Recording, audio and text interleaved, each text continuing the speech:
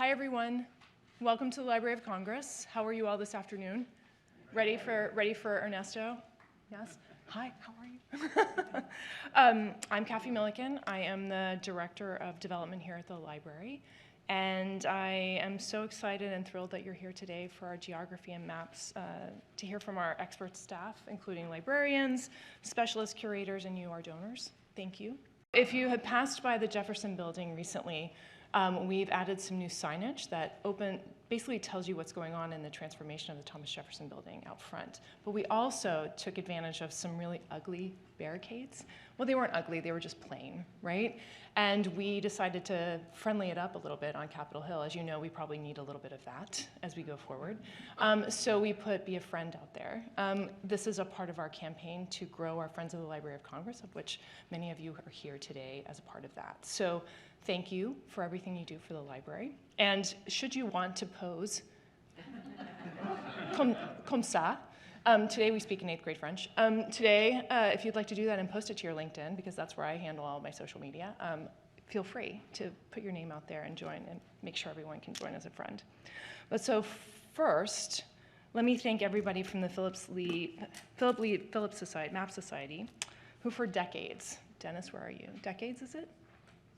Have supported our geography and maps through map collection, through research, every which way possible. And we thank you for your support and your counsel all the time. It's been 3 years since you and I first met, right? Yes, every day.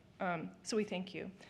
And a part of the Phillips Society, it's a greater effort to reach everybody as a part of the librarian's vision for a connected America to its collections here at the library. And the Phillips Society is part of the way in which we reach people through philanthropy, but those gifts allow us to take that next step and reach people even further. So their connection to our Washington Map Society is a partnership that helps us allows us to reach even further across America and across the world. So we thank you for all of your partnership in that regard. Pretty ambitious, right? To want to reach everyone, but that's our goal, right? The library is here. Sometimes we've hidden our light under a bushel, but we want everyone to know that the library is there for them, for your use, so that we can help you meet your moment wherever you need us. I was with Kathy Woodrell last night. She was a former reference librarian, and she's answered many questions for everyone. And I'm always amazed at the number of requests that we get for information and the ability that we can respond so quickly to that. So I thank you for your gifts. And today, why we're so thankful for our friends and members is because the Philip Lee Phillips Society is a part of our Friends of the Library of Congress. And for those of you who don't know, the Friends started about 2 years ago as kind of an ambitious effort to democratize giving at the library in a way that everyone could give. And you're just in time because we're going to be launching our 2nd annual Friends Choice Awards, so that you can vote on a project of your choice of 3. We don't give you we don't let you choose everything, but we give you 3 choices to choose from. So you can join the Friends of the Library of Congress and vote on a project. Last year's project is about a gaming challenge to make civic education more palatable, And we've got these great, Duck Duty is one of them. Am I allowed to say it? No, not at all. So you don't, scratch that, you don't know anything about that. But we're gonna be able to see the winners, and we look forward to announcing them to you. So look forward to in the next couple weeks, you'll look forward to seeing us Friends Choice Award, where you get to choose 1 of 3 projects. So look forward to that. On that note, I don't want to take any more of your time because we have Paulette here, who can take more of your time, and introduce Ernesto. So Paulette, Chief of Geography and Maps, thank you for everything you do for the library. Thank you, Kathy. Thank you. All right. Some of you know me, some of you don't, but I'm going to do it really quick because we want to really hear Ernesto. Come on, give us some clap up for Ernesto. Okay. So welcome to the Library of Congress. My name is Paulette Hazier. I'm the Chief of the Geography and Map Division. If you did not know, we are one of the earliest special collections in the library, and, well, we could say the best, but I can say that. We have approximately 5.8 million cartographic items, so that's the depth and the breadth of the worldwide. So we're not just talking, national, but we're talking international collections. And we really want you to come and explore the collections, either if you're here in DC or nearby, or you want to take a trip to visit us at our reading room, which is just below us in the basement, or if you want to see us online. So please come and visit. I'd like to add my thanks also to the Philip Lee Phillips Society, the Washington Map Society, all the regional map society that support this type of programming and support what we do in geography and map. So before I introduce Ernesto, I'm going to tell a quick and really quick story. And it's about the journey of how Ernesto got here. So many of you may not know that Ernesto Capello, who is professor of Latin American history at Macalester College, was our first Philip Lee Phillips Fellow in 2019. So you may wonder, why is it 2023 and we're having Ernesto come back and talk? Well, luckily, he did his research. He finished his book, Mapping Mountains. Unluckily, the pandemic happened, right? So when the pandemic happened, Ernesto wound up in Ecuador, quarantined. So it was a little hard to get him back in DC. So luckily, he was able to go back to his home institution in Minneapolis, and eventually he's come to DC. So we're so happy to have him back in DC. And, you know, he's had a lot of interesting work that he's done over the years. And, you know, he has his PhD from the University of Texas at Austin. I say that because my PhD is the University of Texas at Arlington, so we'll make that distinction. He's the author of The City at the Center of the World, Space History and the Modernity in Quito. I'm going to say that. I'm going to try. He's also he has written over 20 articles and book chapters. He's the co-author of, co-editor of Cartography and Visual Culture in 19th Century Americas. That one is easier. He also served from 2011 to 2015 as the inaugural chair of the Visual Cultural Studies section of the Latin American Studies Association. Whew. I'm going to say that one again. And he's currently the co-chair. Along with Jessica Stites-Moore, he is a series editor for Visualidades. I knew that one was going to. Studies in Latin America, Visual History, published by the University of Texas Press. I just want to say, welcome, Ernesto. Long journey. We're so happy to have you back.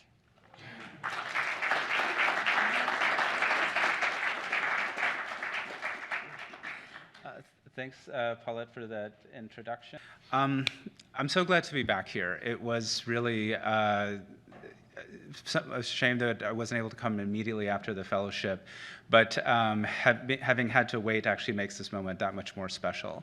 This project would not have been possible without the support of the Philip Lee Phillips Society, which gave me both access to the extraordinary collections here at the Library of Congress, but also an extended time to be able to both ruminate on and start to craft the book that came out of this. And this was a book that I took on as a kind of short-term project to try to give an overview of the ways in which maps how mountains have been described in maps, which of course was an impossible task. So thank you so much for giving me a little bit more space to be able to do that. I want to also start by just thanking the staff of the Geography and Map Room with whom I worked during that moment, particularly Paulette, as well as John Hessler, who really helped me navigate the archives, and also the late Ed Redmond, who first encouraged me to apply for this fellowship during a short preliminary trip in 2019. I did want to take just a minute to highlight the extraordinary collections that I worked with. I'm sure many of you do know about them, but if not, there might be something worth taking a greater look at. If there's other researchers who are here today or watching online, there's just such an extraordinary breadth of materials. The collections that I worked with included the Milan Merriam collection, which has just extraordinary breadth of relief representation, particularly the full Swiss Alpine yearbooks from the late 19th century, which we'll talk about a little bit below in the talk. Also the Malcolm Lewis collection, which has quite a lot of materials about indigenous cartography, very helpful. The Richard Eddys Harrison collection, which I only really started to scratch the surface with and is something that really should be looked at much more extensively, really inventive strategies of representation. And similarly, the understudied Hal Shelton collection, which is just so inspirational and just lovely in his work. I also worked secondarily in a few others, the Ethel Fair, Marie Tharp, House Lab Liechtenstein, and Chinese and Japanese maps collection as well. As you can see just by this brief overview, there is just a depth of material that should be looked at more extensively. So mapping mountains. So the oldest extant map is a clay tablet dating from Mesopotamia in 2500 BCE, which was excavated in the 1920s at Nuzi in contemporary Iraq. The map includes a view of a river running through a valley with the surrounding mountains depicted as a series of linked scalar mounds. In a 1931 account of the excavation, Theophile James Meek suggested the map may depict the Syrian city and that the mountain clusters would therefore be the Zagros Mountains and the hills that run through Kirkuk. If so, not only would it be the first mountain map, but also the first map that's trying to differentiate between a mountain and a hill. That is to say, the first map that's trying to encounter the extraordinarily difficult standard of depicting a three-dimensional vertical relief on a two-dimensional scale, two-dimensional surface. A more successful approach to relief representation can be seen in this stunning 1926 hand-carved Inuit map in the Library of Congress collection. Designed by an Inuit hunter named Silas Sandgreen in a fashion developed by his ancestors and commissioned for the library, the map presents a scalar relief model of the Crown Prince Islands on Disco Bay in Greenland. Sandgreen carved wooden models of the islands, which he then affixed to a stretched sealskin base to represent the waters in between. The islands were painted in black, brown, and light blue to showcase altitude above sea level, as well as the presence of tide pools, in effect presenting a remarkable degree of accuracy and specificity. Yet the same question asked of the Kirkuk Hills in the Nuzi map can be asked of Sandgreen's relief model. Are these islands to be considered mountains in their own right? Or should only the bump representing the highest peak on Disco Island, which surpasses 1,900 meters, be considered a mountain map? Moreover, whose mapping tradition does Sandgreen's map represent most faithfully? Those of centuries of Inuit hunter-mappers, or the scalar cartographic tradition that had become part of the local vernacular, beginning with Danish colonization and extensive trade with British, Canadian, and American explorers throughout the 19th and 20th centuries? I highlight these two examples to establish at the outset of this talk just how tenuous the very conceptualization of mapping mountains can be, as well as how extended and fraught a history this process has. Indeed, it is a history that is largely bound up with misunderstandings and disagreements concerning both the nature of maps and the nature of mountains. Like other mapping traditions, issues of power, particularly coloniality, are also inextricable from the mapping of mountains. Having served as borders, as images of paradise, as the home of indomitable populations, as challenges to romantic masculinity, and ultimately as signifiers of intense local or national identity, mountains have meant many things at different periods for different people, and have been deployed in maps for an extraordinary variety of purposes. Yet, the minimal historiography that has attempted to holistically categorize the representation of relief, and especially mountainous relief, despite sorry, I got lost for a second. Major changes mostly emerged during the 18th and 19th centuries when techniques such as hatchering, shaded relief, and later contour lines transformed long-standing pictorial traditions into what we might call modern topographic mapping. In other words, the history of mapping mountains could be seen as either completely unwieldy or technically simple. So my study attempts to walk the line between different approaches. Its overarching goal is to present a framework for which to think through the history of mapping mountains, incorporating both an attention to the existing historiography, as well as to try to contribute to an emerging scholarship on the qualities of the mountain as both a physical and a conceptual object. The study is generally organized into 5 chapters. The first provides a brief overview of the existing historiography and of the technical developments in relief representation through the 20th century. After this chapter, I follow 4 clusters of topics in the history of mapping mountains, each chapter discussing a specific thematic and specific theme and attempts to decolonize the broader historiography. Chapters 2 and 3 are concerned with allegorical maps of mountains, with an emphasis on the individual mountain as a visual object within mountain maps. Specifically, Chapter 2 treats images of paradise and pilgrimage, and Chapter 3 focuses on colonial and post-colonial peaks. Chapters 4 and 5 concern graphic representations of mountain ranges longitudinally, one on profiles and panoramas, and one on touristed itineraries. Given the limitations of time for this presentation today, I will give a very brief overview of the historiographical elements as well as the forms of relief depictions highlighted by two giants in the field, Edward Imhoff and J. Harvey, followed by a closer look at two of the chapters within the text, the Paradise and Pilgrimage chapter and the Touristed Itineraries chapter. That is to say, the first and the last one in the book. In part, I chose those so as to prioritize some chronological breadth today, as Paradise and Pilgrimage largely emphasizes the medieval and early modern world, while Touristed Itineraries largely focuses upon the 19th and 20th centuries. So let's begin with the central question. Just what is a mountain, anyway? One shortcoming with a study like this on mapping mountains concerns the nature of the mountain in and itself. In an encyclopedic political history on the subject, Bernard de Bardieu and Gilles Judas highlight the 18th century as a moment when mountains began to be defined according to internal geological characteristics by an ascendant Enlightenment scientific community. Prior to this shift, local circumstances played an active role in determining a mountain's identity as a mountain. As such, pastureland in upper altitudes, or simply slight shifts in elevation, could be interpreted locally as mountainous. Geological sites as varied as Mont Blanc, which we see here in this slide, which is the highest peak in Europe, or the mountain of Reims, an escarpment of some 280 meters in the Champagne region, were therefore each being defined as mountains. Nevertheless, a more systematic study of the mountain and the mountain range began to be more broadly considered over the 18th century.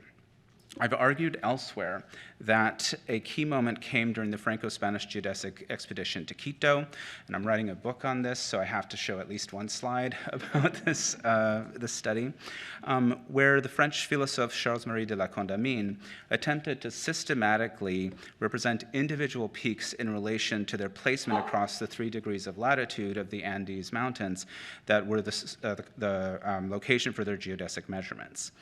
But it was the French geographer Philippe Buache who began to theorize the mountain as a global geological phenomenon as part of his broader theoretical consideration of planetary geography in the mid-1750s.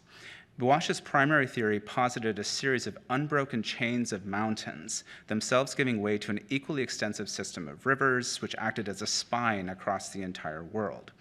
This somewhat melodramatic theory was suffused with a cartographic sensibility, both within its divine plan organizing the globe itself, as well as its efficient use of a dramatic map showcasing this global system, which is the figure you see here. This reconsideration of the nature of mountains in the 18th century also helped illustrate the stakes involved in depicting them cartographically. Even Buache's map highlights a central issue of scale, given that the mountain chains he posits are themselves shown as evenly and uniformly leveled, even as the chains snake across the Earth's surface somewhat imperfectly. Finding a means to differentiate altitude to reflect the expanding potentialities of altitudinal measurement, developing at that time as well, sparked the revolutionary technologies of hatchering, shaded relief, and eventually contour lines across the late 18th and 19th century. So this is the process that's documented in those canonical works by Edward Imhoff and P.D.A. Harvey, whose works are first going to appear with Imhoff's in 1965, first English edition in 1982, which emphasizes relief representation through methodological focus on specific techniques designed to train professional cartographers. Harvey, for his part, was a historian of cartography, seeking to understand the linkages in topographic mapping across time, and as such, his History of the Topographical Maps from 1980 delivers a general overview of multiple traditions, stressing the pre-19th century roots of the topographic map. I don't really have time to go into every argument that they lay out, and they really would tell this history better than I can, so I encourage you to take a look at the two books. They are in the Geography Map Room, as well as in many other locations.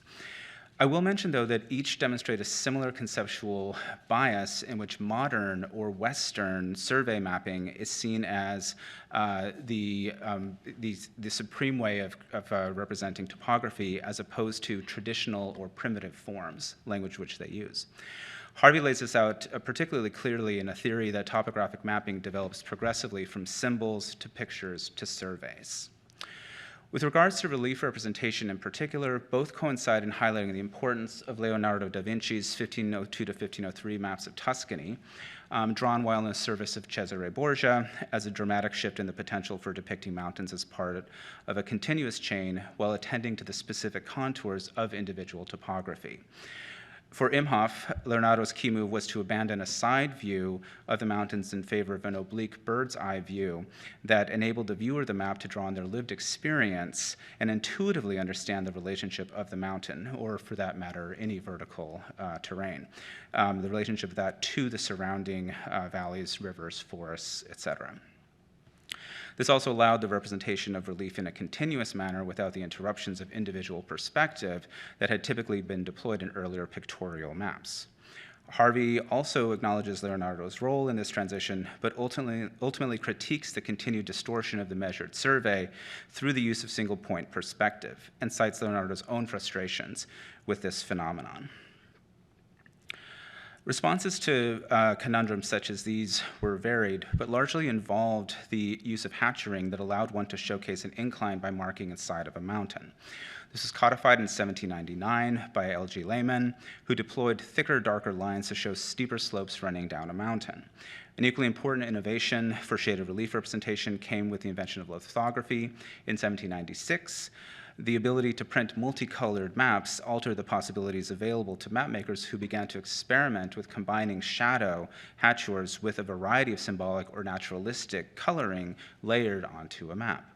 This made it possible to clearly combine various elements within a given map, such as contour lines, hatchures, elevation, or geological makeup, each of which could be marked with a specific color layered onto a base map. This gave rise to a process known as hypsometric tinting, in which specific colors were layered on to identify heights on a map. By 1847, the German mapmaker Emil von Sydow had begun to codify a system wherein higher altitudes were shown with lighter colors, in effect reversing the color schemes of shadowed and shading relief to establish a complementary scheme. The great innovations of 18th and 19th century relief representation established the essential qualities of contemporary topographic mapping.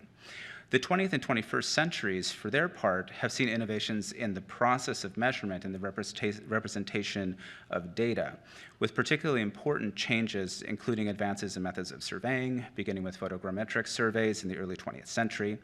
There's more to be said about this. However, again, in the interest of time, I will simply leave you with an acknowledgement of the great irony within this form of representation, which is that despite all the technological innovation of the last century, and their contemporary mappers continue to aspire to the elegance of some of these earlier mapping techniques from the 19th century. Moreover, systems of hypsometric shading, particularly those codified by Imhoff, have continued to be deployed in contemporary mountain mapping.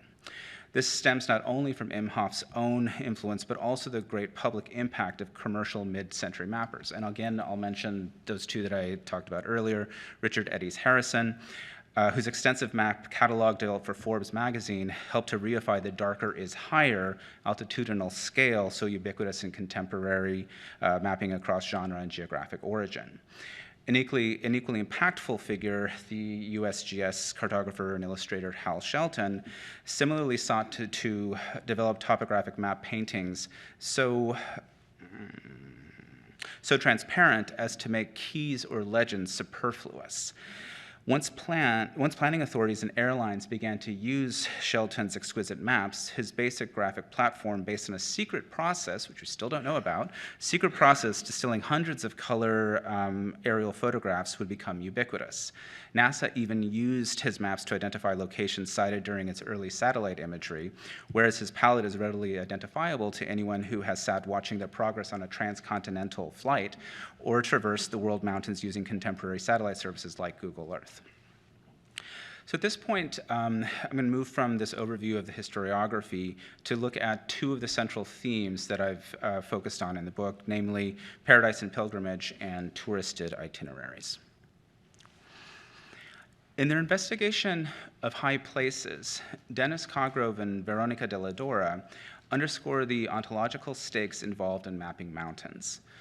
Firmly grounded in the earth, territorially bounded and yet stretching towards heaven, mountains have represented sites of revelation in many different faiths, points of junction between the immanent and the transcendent, what Mircea Eliade long ago called axios mundi. Thanks to their majesty and well-defined profiles, high mountain peaks are primarily geographical objects in the landscape to capture the human gaze. In their metaphorical use, mountains seem to help us grasp the ungraspable and to visualize the infinite. This ability of mountains to grasp the ungraspable and to visualize the infinite has inspired a wide variety of cosmographical iconographies featuring allegorical peaks, defined as centers for cultural, religious, or national sensibilities. Such mountains offer an opportunity to link Earth with heaven and hell precisely because of their verticality. In this section, I'll offer a cluster of images that showcase the means humans have employed for visualizing these allegorical signifiers in maps and map-like objects. In particular, I will emphasize the importance both of mountains as paradisical loci and as sites of pilgrimage. A logical place to begin this consideration of mountains as axis mundi is Mount Meru. The origins of Mount Meru may be as far back as Babylonian mythology, but certainly can be traced to the middle of the first millennium BCE in India, where a golden mountain lying at the center of the world would become part of Hindu, Jain, and Buddhist cosmology. In its basic essence, Mount Meru is held to be a five-peaked mountain reaching into the heavens. Its central peak is ringed by four buttress mountains from which four continents radiate along the four cardinal directions. The most common form of map-like objects featuring Mount Meru include cosmographical paintings as well as temples. For instance, the golden roof on Cambodian temples represent Mount Meru. Historians of cartography, on the other hand, have been particularly interested in the globes known as bugolas, such as the example seen here, whose origins can be found as far back as the 5th century CE, but which continued to be manufactured into the 19th century. These globes feature cosmographical visions of the universe with Mount Meru depicted in a variety of styles, ranging from pictorial side views to a simple white square to a central dot depicting the apex of its peak. Many also incorporate images of Mount Meru unfolding like a lotus flower to unveil the four continents radiating out from its center, sort of as we see in this image here. The consideration of verticality as a signifier of the spiritual importance of the mountain can also be seen in other traditions, particularly in the moieties of Andean cosmology, which I'll discuss further below, and in early modern Western considerations of the North Pole. As Chet Van Duzer has noted, none other than Gerardus Mercator drew a map of the Arctic regions that bears a surprising resemblance to the geographical cosmology of Mount Meru, even as the likelihood of direct influence remains slight. In his polar projection map, titled Septentrionalium Terrarum Descriptio from 1595, Mercator presents an image of the North Pole that features a large mountain made of lodestone identified as the source of polar magnetism, right at the center of the image. This mountain is surrounded by four large islands, from which flow four rivers, which lead toward a ring of mountains, separating the polar regions from the rest of the globe, very much in that Mount Meru kind of way. Van Duzer locates this image within the broader cartographic tradition of late medieval and early modern periods, in which the conceit of a mountain of lodestone at the North Pole is evoked by various other cartographers following Mercator, including figures like Orontius Phineas and Abraham Ortelius. Another way to consider this mountain of lodestone is to place it into conversation with the broader attempt by medieval and early modern European cartographers to locate the mythical place of the Garden of Eden. Like the lodestone polar mountain and Mount Meru, the traditional depiction of the Garden of Eden incorporates an image of a paradisical space oriented toward the four cardinal directions, in this case identified with the four rivers flowing from its core, according to the description in Genesis. Medieval geographers frequently ascribe the location of the garden as befitting the source of four rivers as sitting atop a high mountain. As mentioned earlier, these depictions of paradise in the European imaginary stemmed in part from encounters with outside cartographic traditions, as well as the impact of new geographical knowledge promulgated during the so-called Age of Discovery. A similar process of cartographic encounter and transculturation, or mixture, occurred across the oceans when indigenous Americans began to be exposed to Ptolemaic projection cartography and single-point perspective by European colonizers. Such visualization techniques can be demonstrated as having had a significant impact on forms used to display the cosmographical import of mountains. Nowhere is this more apparent than in Andean nobleman Felipe Guamán Poma de Ayala's extraordinary work Nueva Crónica y Buen Gobierno, written between 1600 and 1615, but only discovered in the 20th century in, of all places, the Royal Library in Copenhagen, despite having been sent to Spain back in the 17th century. Guamán Poma's magnum opus is technically an extended letter addressed to Spanish King Philip III and consists largely of a description of Andean society, history, and religion on the one hand, and a denunciation of Spanish governance practices on the other. It also incorporates nearly 400 pages of line drawings that serve to illustrate his autoethnography, including multiple descriptions of the religious and symbolic import of mountains. Two of the most famous illustrations from this book are identified as Mappa Mundi and collectively demonstrate both the incorporation of cartographic perspective into the everyday Andean vernacular, as well as the deployment of mountain huacas, or ancestor sites and spirits, as a challenge to Spanish authority.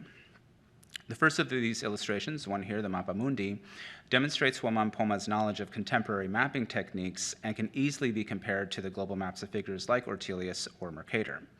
Unlike them, however, Guamán Poma engages Andean conceptualizations of power within this mapping.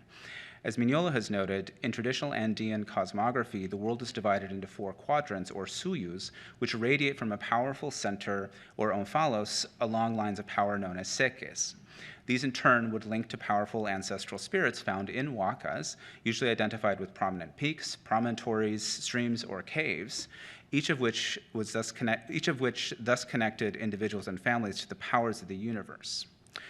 In the Mappa Mundi, which is identified as representing the Kingdom of the Indies, Spain is noted at the center of a crossing diagonal which metaphorically establishes it as the omphalos of the map, with the powerful upper half moiety ringed by mountains and forests, which may represent the presence of the Andes themselves.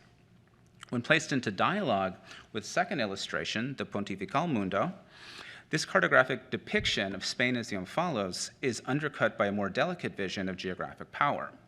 In this image, both Peru and Castile are shown as coherent worlds in their own right, with a center and 4 suyus. However, the map also establishes Peru in the dominant upper half position and Castile in the subservient lower half. Moreover, even as the cities of Peru are depicted in Spanish style, they all sit within a circle of mountains illuminated by Inti, the sun god, whereas Castile's city are on flat ground.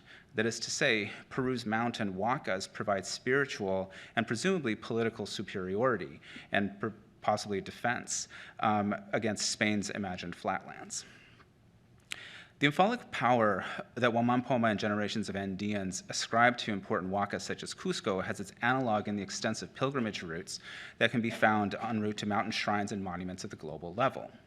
Some of the most integrated pilgrimage routes can be found in Asia, such as in Korea, where there's extensive national attention to geomancy and a broader cult to Mount Piaktu, which, like the Garden of Eden or a Cusco, was portrayed cartographically as the destination of all roads and all rivers. Perhaps the most important mountainous pilgrimage routes in East Asia, however, was the Tokaido Road in Japan, due to its proximity to Mount Fuji. Like many other mountain paradises mentioned above, Mount Fuji has long been revered and also feared by the local population. The cult to the now dormant stratovolcano likely began during its more active period, and the local government ordered offerings be brought to Fujisan in order to pacify its wrath following an 864 CE eruption. During the medieval period, shrines to the female deity Sengen at Fuji proliferated and began to inspire pilgrimages from across the Japanese islands. By the Edo period, the pilgrimage routes had become imbricated within the Tokaido Road that crossed the main island of Honshu, while affording extensive views of Mount Fuji as well as access to the direct routes to the volcano itself. Fuji, as well as the Tokaido, began to be inscribed in cartographic materials, paintings, travel accounts, and fictional narratives. The early to mid-19th century appears to have been a time when scores of mapping views of Mount Fuji began to be produced within the broader corpus of pilgrimage materials. These pilgrimage maps also began to be produced directly for the burgeoning market as well, with people like Utagawa Satahide, one of whose tourist maps is shown here, becoming especially involved.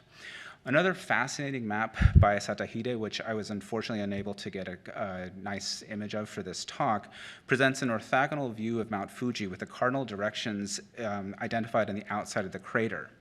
Topographic and landscape details appear pictorially with multiple perspectives incorporated, a strategy that distinguishes it from other maps developed by Satahide.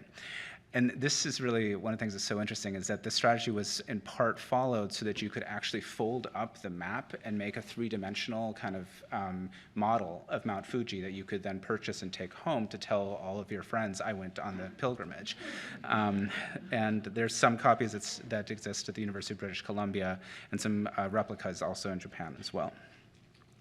So I mentioned this particular piece in order partly to demonstrate how Mountain Map had begun to be considered a keepsake for a burgeoning tourist market even in 19th century Japan. Which brings us to the next section of this talk, namely touristed itineraries. I'm getting a little water here.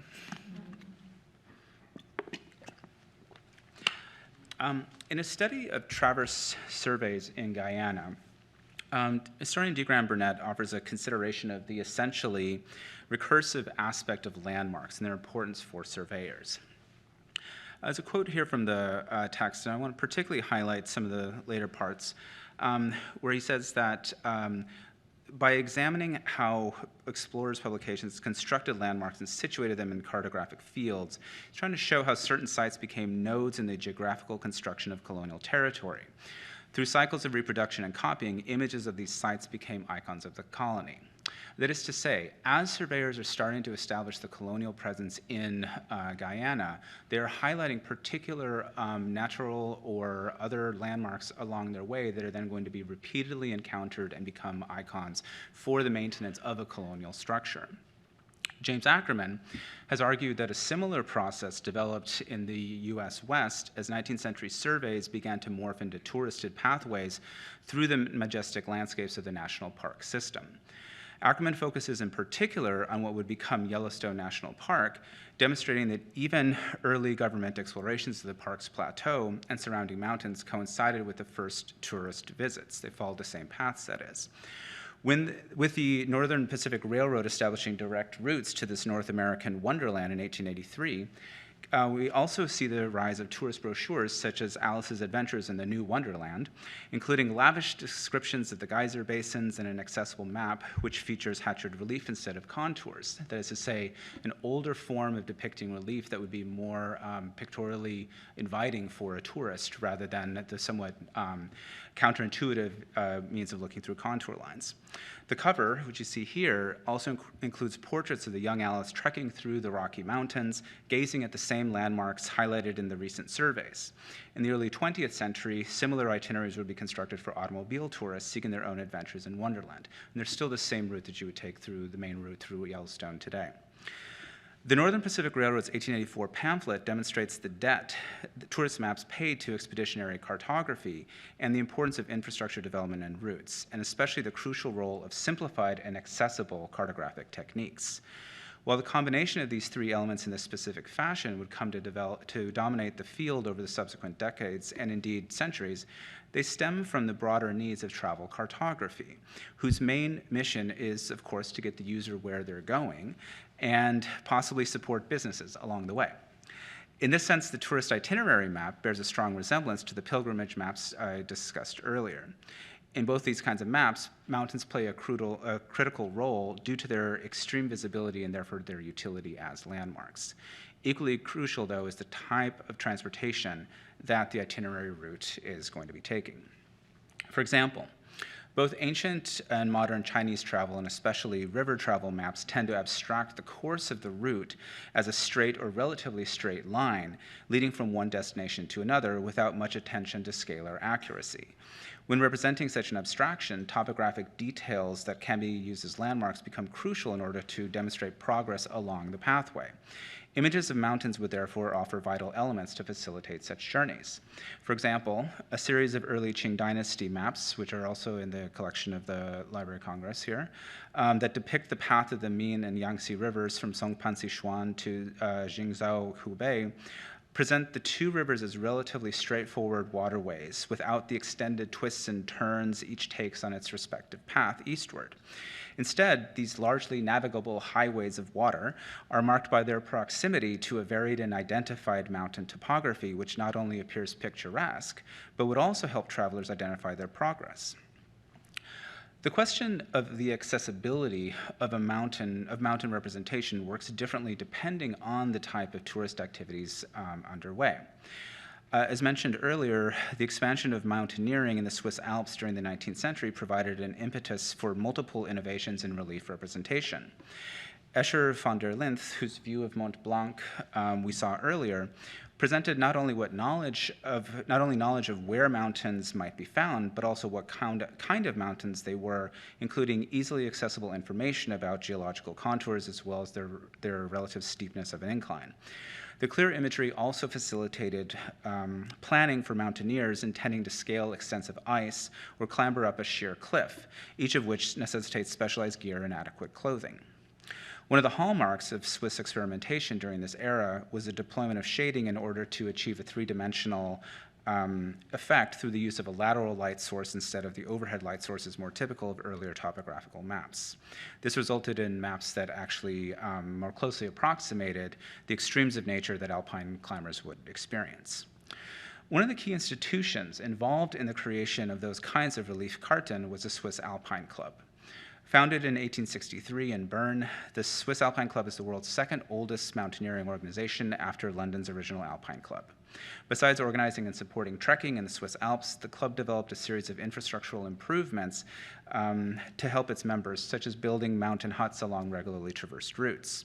The club also began to publish a yearbook in 1864, which included travel accounts and technical advice stories, and also a series of route maps and panoramas all across the Swiss Alps, a full collection of which can be found in this building.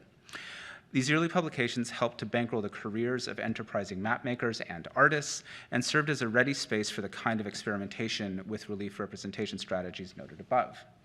Ultimately, the club would settle on a unified profile panorama, in which an aesthetically pleasing and naturalistic panorama would include the names of individual peaks arranged perpendicularly in the fashion of a Portolan chart, or the representation of the Andes that La Condamine drew that I mentioned earlier as well. These would also include spot elevations so that you could show how high the peak was that you were scaling, again, so you could brag to your friends back home. Less frequently, these images might include the names of the summiters, and as such could be viewed as aspirational maps that help to foster a sense of mountain, not only as a place to be considered or measured, but also as a site to be conquered, or even collected in a fashion similar to birders or butterfly collections. The intersection between mountaineering, tourist itineraries, and cartography pioneered by the Swiss Alpine Club would inspire similar activities around the world.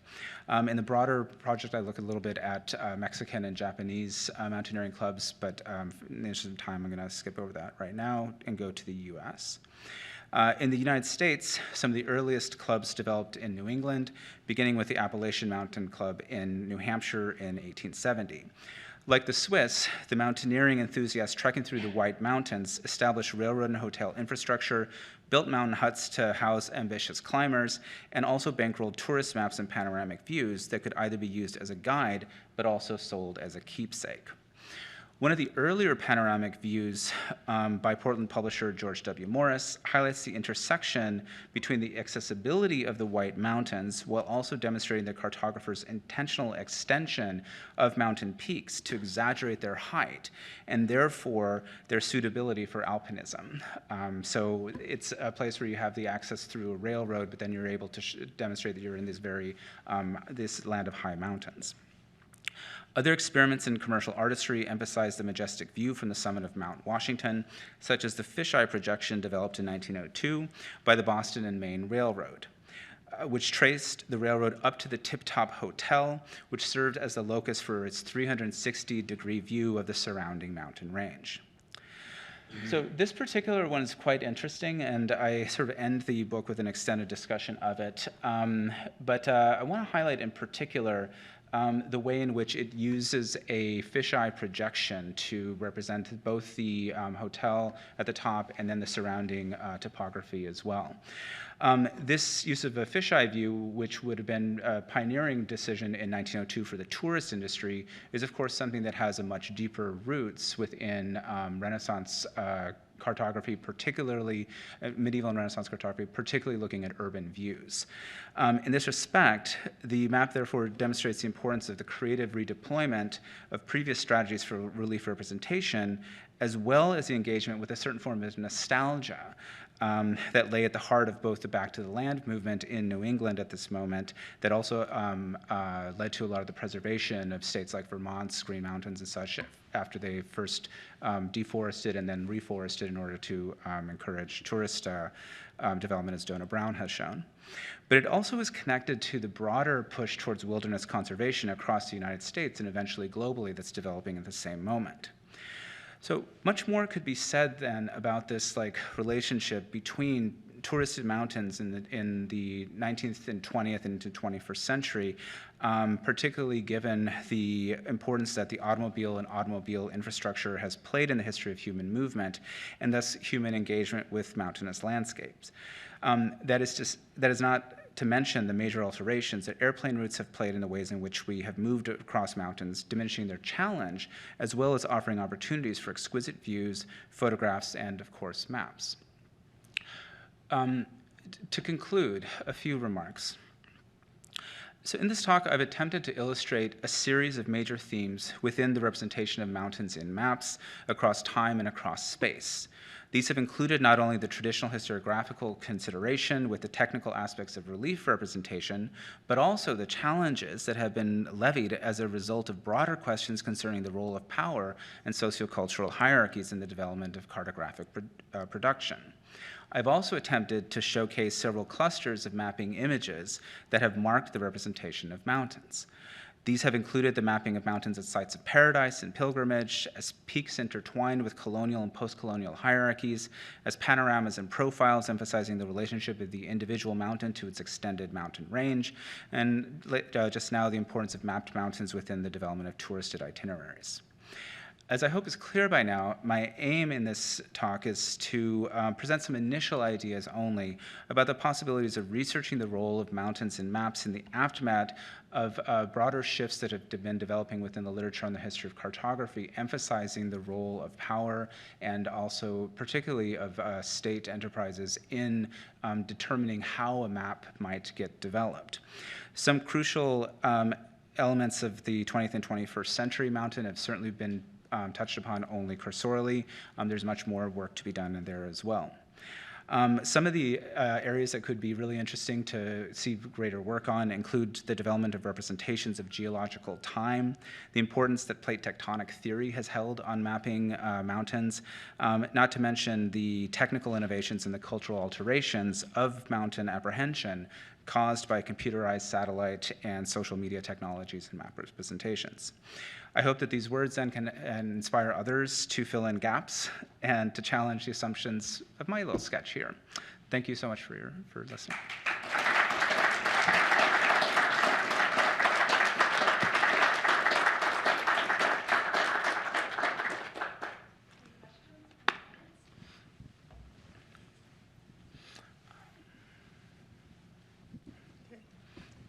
You briefly mentioned exaggeration.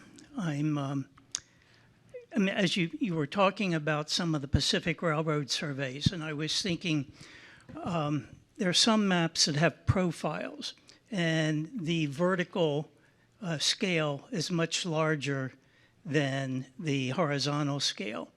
Or I've noticed in some of the landscape sketches that go along with the Pacific Railroad surveys, if you actually examine views of, say, Mount Rainier and Mount Baker and compare them to reality, the mountains are greatly exaggerated. I think you've touched on that, but could you say a little bit more about the role of exaggeration in depicting the mountains? That's a great question. Thank you so much for it. I think that as many of those surveys were being developed, whether it's for the Pacific Coast Railroad or many of the surveys across the U.S. in the 19th and early 20th century, there's a couple things that might be going on. One might be just the sheer difficulty of being able to precisely do the measurements that are going to allow for finding that realistic depiction of a Mount Rainier or other mountains that'll match up with what the surveyors are actually able to see. I don't think that's the main thing that's going on in response to your question, which is something more about the kind of politics of surveying. You're not actually going to probably be putting a railroad up all the entire flanks of the mountain. So what you can do, though, is demonstrate your kind of perspicacity as either an explorer or an engineer, someone who's been able to like be in this really high space that demonstrates your, ability to go where no man has gone before, right? So part of it might have something to do with those kinds of attempts to showcase the, power of the individual surveyors. Some of them later on are also strictly, I think, for graphic, I guess, interest. It's really, you want to have something that's really dramatic, and so you can kind of showcase it in that way. Still, others might be accidents that are connected to the relative lack of training on the part of an individual depictor. Many of the big surveys are going to have trained artists coming along with them, the Hayden Survey, for example, and various others, who are able to use their command over single point perspective to be able to represent what we would think of as a realistic or naturalistic view of the mountains. But others might not have that kind of capacity. And so there might be some just mistakes within the actual representation itself. There's a question over here, I think. So I would unfairly like to know more about you. Were you a little boy and you developed an interest in this? How did this interest develop and take hold for you? Thanks so much for the question. A little bit of that, yes. My father was from Ecuador, and I grew up in Quito, and that's where a lot of my research has come out of that experience. And we'd come back to California, where my mom is from, in the summers. I did my grandparents would send us a subscription to my mom for National Geographic, and I would pick up the maps and I would like look at them. They were all over my bedroom wall, sort of thing. Funnily enough, my best friend from primary school eventually became a cartographer and briefly actually worked here in DC, and he's the first person who took me to the geography and map room. So there's like this connection there. He now works back in Ecuador. But this particular question is really like, why did I get interested in this topic about mapping mountains in particular? I'm working on a bigger study that's about French and Ecuadorian cartographic collaboration in the 18th through the 20th century that I show the La Condamine profile. And what I'm really trying to look at is the ways in which the Andean equatorial zone was being represented in geographic reports and visual culture more broadly. I do a lot of work with like people like Frederick Edwin Church and various like romantic painters depicting that equatorial landscape. I've been trying to think a lot about the mountain as something that is part of a broader cultural imaginary. And then I was invited to do a volume for this, for the Brill Research Perspectives on Map History series. And since it's a relatively short 30,000 word essay, and I only had 15 months in which to do it, I thought, what can I do in 15 months? That's part of a section of the bigger book that I'm trying to write. I was like, I need to know more about mapping mountains. And then came here and talked with Ed initially and was able to be very fortunate to get the support of the fellowship. And here we are a few years later. Yeah. It's on. Oh, good. So my question is actually bounces off of the two previous questions. And one relates to this tension between accuracy and all of the cultural, symbolic, political, aesthetic pieces of exaggeration or distortion. But for people who were actually making railroads and doing infrastructure, they needed accurate maps. So have you looked into the sort of engineering type mapping that would need to correct all of these more romantic or agenda-driven map representation? So that's one question. And the other is, I was intrigued by the touristic part. Have you done any mountain climbing? So to answer the first question, I looked a little bit at some kind of engineering maps, particularly in Russia, of all places, and geological surveys, and sort of quickly decided I didn't have the time or really even the skill to read them as closely as they needed to be. As I said, this is a project which I feel needs to be extended by someone not me, or maybe me, to look at that a little bit more specifically. I think I was trying, maybe I should clarify in the previous response, I think I was trying to distinguish between the pathway that like a particular railroad might take and like the representation of the entire peak and sort of mountain like as a full object, if you will. Where I do think it's absolutely critical to be able to understand the specific topography of where the railroad line is going to go, or for that matter, where, you know, a highway might go. But not necessarily, it's not necessarily going to be necessary for the to be that accurate with the like peaks themselves. Plus, there's just a lot of difficulty with it, even with like all the pioneering techniques of the 19th century. Some of those, you know, those works from the Swiss Alpine Club and others in the late 19th century are happening after like a lot of these railroads have already been put together, and they're really starting even only then to get like the most accurate kind of representations of like visual representations of topography, perhaps not with the scalar accuracy that someone like an Imhoff would be really searching for. In terms of mountaineering, I am not a mountaineer. I have climbed some mountains, but they all seem to be the ones in Ecuador where you're below the snow line. I've gotten close to the snow line I've gotten almost to the snow line at Chimborazo, when I was 14 and in the outing club, but not all the way up to those kinds of spaces. But I love to just wander, you know, mountain paths and see what comes around the next bend. It just is something that I miss actually quite a lot living in the Midwest, in Minnesota. But it's one of the places that I always try to go to is like the Rockies or back to the Andes or, you know, the Catskills or whatnot, when I have breaks. Yeah. That is another. Ready to go? Okay, thank you very much. I'm interested in your comment about the companionship of an artist on map-making expeditions. I've just come back from a month in Italy and was awestruck by the use of perspective to create illusion in ceilings and elsewhere. And it would seem to me that those techniques of artists would be very useful in the creation of these maps, which from my perspective are, among their many purposes, are works of art. And can you talk a little bit more about artists that might have participated in map making and why there's so little, or perhaps that's just a perception I'm getting from what you've presented here today, so little use of an artistic eye in the creation of these maps? Thank you. I'm seeing another hand up in the back. Do you need to? Oh, okay.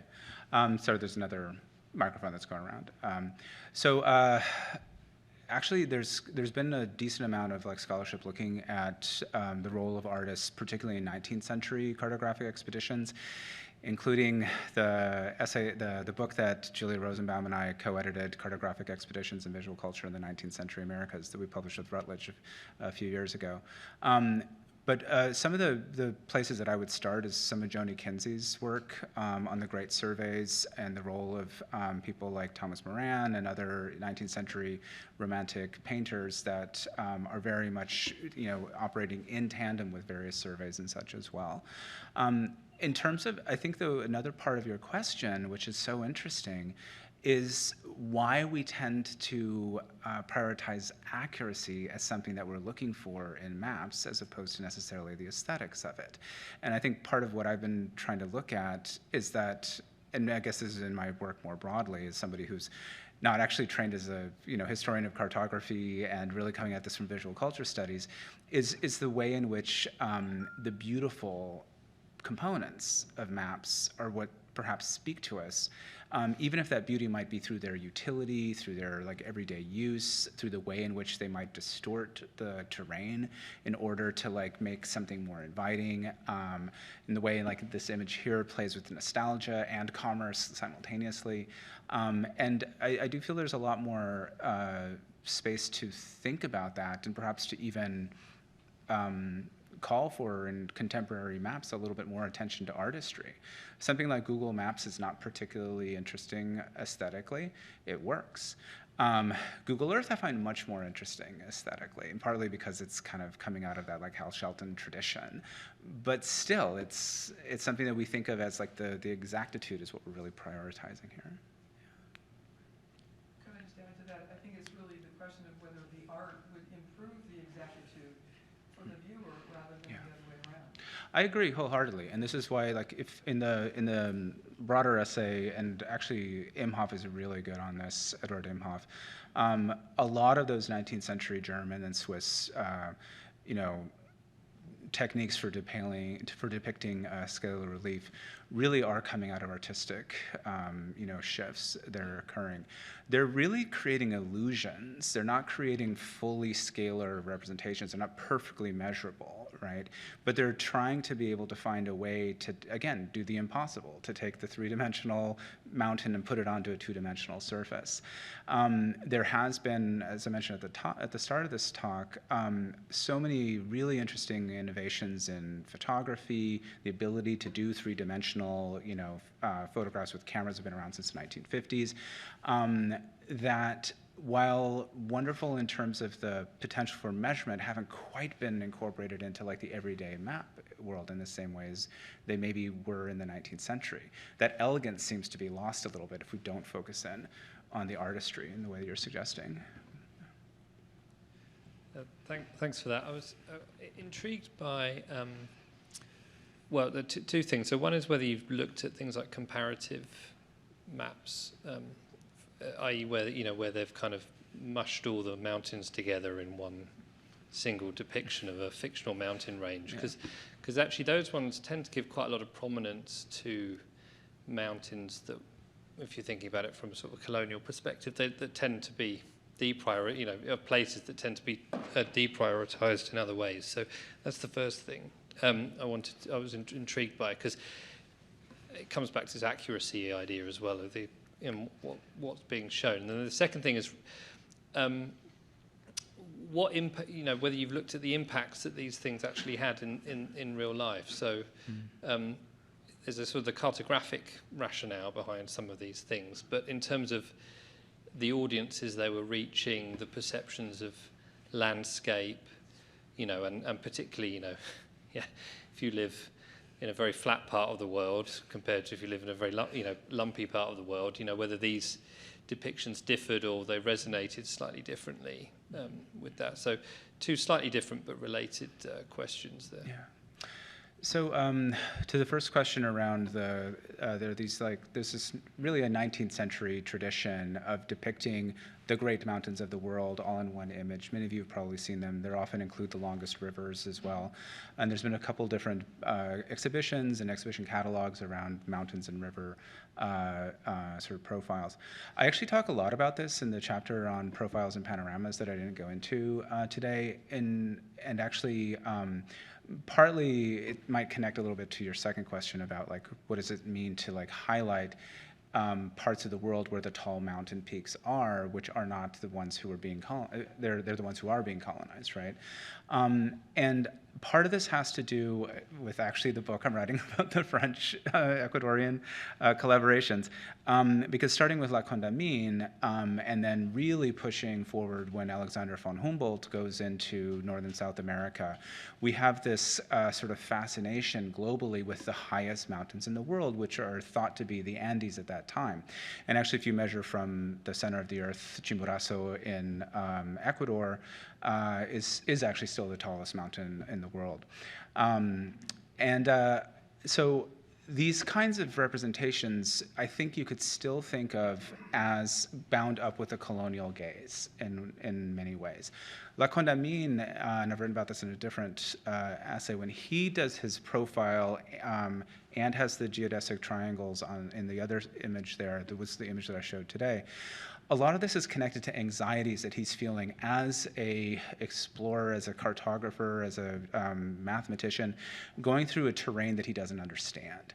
And there's actually a much wider depth of French anxieties about mountains, just in general, in part because the areas with the largest mountains, like Auvergne and other spots in the Alps and stuff, are much more difficult for the state to control. And there's a consistency of rebellions and stuff all through the early modern period. And La Condamine is taking this kind of tradition of anxiety-ridden depictions of the highest parts of the French mountain ranges, often with cartouches showing rebellious peasants and such, and layering them onto the Andes, and then trying to find a way to control all of that through this like innovative graphic scheme that then is going to be expanded and really made more dramatic by Humboldt at the beginning of the 19th century. So to a degree, those representations of the entire world that you can see through these mountains and rivers might have a little bit of that, I'm thinking back to the National Geographic days when I was a kid, you're seeing the entire world brought to you as a viewer in Philadelphia or Paris, and are able to demonstrate your control over it simply by consuming it, right, in a palpable way. I forget what the second part of the question was. We're running out of time. But yes, in the interest of time. So the question online is actually from someone everyone would likely be familiar with, and that is John Hessler. And he welcomes you back to the library and asks if you could say a little more about the depths of the library's relief collections, and perhaps just gesture toward it and invite everyone downstairs to perhaps view some of the relief collections that are downstairs. The relief collections are enormous, and everyone should go downstairs and check them out. Hi, John.